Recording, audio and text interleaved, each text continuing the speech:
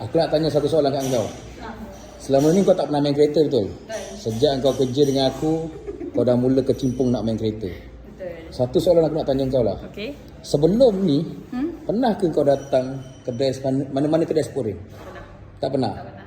First time kau datang kedai Sporim, Exact Tire ni, apa yang kau rasa okey dan apa kau rasa macam kau rasa selesa nak beli barang kat sini?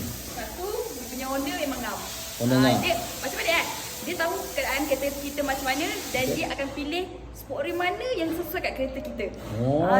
Kalau saya tanya dia, sport rim apa yang sesuai, pilihan dia tak pernah salah.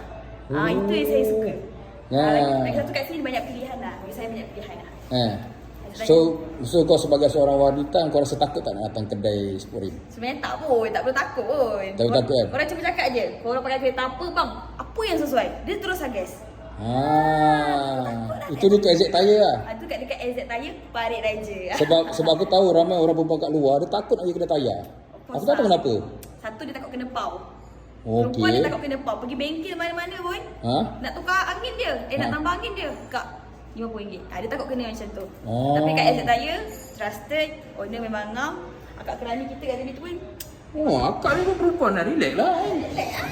Boleh sesama perempuan ke, kalau rasa takut tak payah takut dah. Kalau korang sama dah tak lain Exact Tire. Promote terus Promote tu. Tapi memang benda real lah kau? Benda dia, serius. Benda real